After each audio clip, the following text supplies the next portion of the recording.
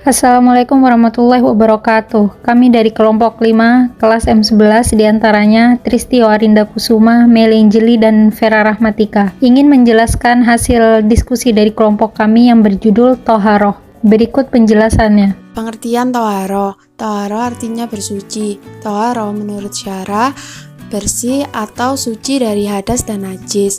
Suci dari hadas yaitu dengan mengerjakan wudhu, mandi, dan tayamum. Sedangkan suci dari najis yaitu menghilangkan yang ada di badan, tempat, dan pakaian.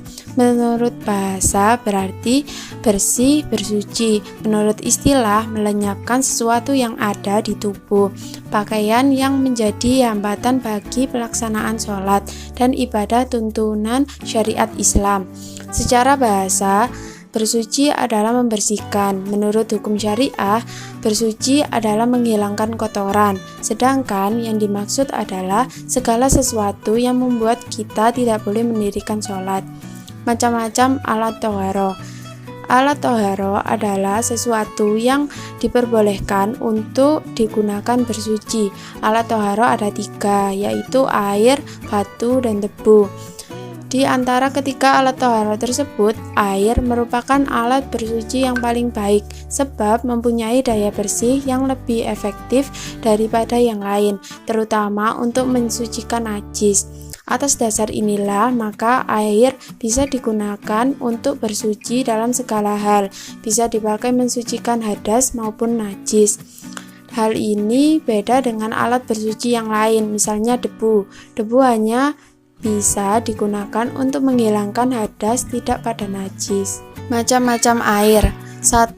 Air suci dibedakan menjadi 2, yakni air mensucikan dan air suci tetapi tidak mensucikan. Air suci dan mensucikan adalah air suci yang bisa digunakan untuk bersuci, yakni digunakan untuk menghilangkan hadas dan najis, sah digunakan untuk berwudu, mandi jinabat, dan digunakan untuk mensucikan atau menghilangkan najis, seperti digunakan untuk mencuci. Sedangkan air suci tetapi tidak mensucikan adalah air yang statusnya hanya sekedar suci. Air ini tidak bisa digunakan untuk kepentingan bersuci. 2. Arti najis dibedakan menjadi 2, yakni A. Najis karena tatnya, B. Najis karena sebab. Cara menyucikan air yang terkena najis. 1. Bersihkan air yang terkena najis dengan berbagai cara untuk menghilangkan warna, rasa, dan baunya hingga air itu suci. 2. Tambahkan air hingga najisnya hilang. 3. Atasi najis dengan memberikan bahan kimia. 4. Buang najis yang memiliki bentuk.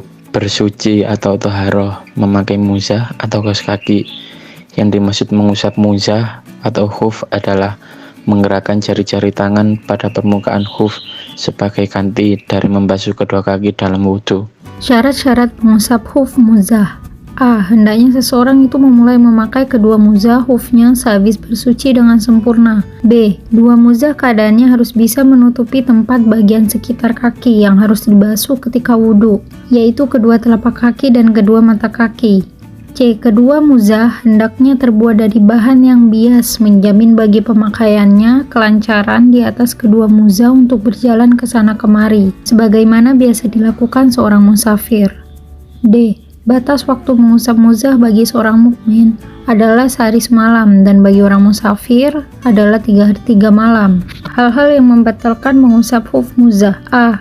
Sebab lepasnya kedua muzah atau salah satunya. B. Waktu yang diperbolehkan mengusap muzah habis. C. Sebab datang perkara yang mewajibkan mandi seperti jinabat, haid, dan nifas. Ketika batas waktunya berakhir atau khufnya terlepas di tengah-tengah batas waktunya, maka ia harus membasuh kakinya. Menurut sebagian besar ulama seperti Imam Sauri dan beberapa ulama dari kalangan mazhab Hanafi, jika masih punya wudhu cukup membasuh kedua kakinya. Salah satu versi pendapat paling syahih Imam Syafi'i juga menyatakan seperti itu. Tetapi ada sebagian ulama fiqh yang berpendapat orang yang bersangkutan harus mulai wudhu lagi. Ini adalah pendapat Imam Ahmad, Ishaq, dan Ibnu Abu Layla. Berikut adalah penjelasan mengenai toharoh. Terima kasih. Wassalamualaikum warahmatullahi wabarakatuh.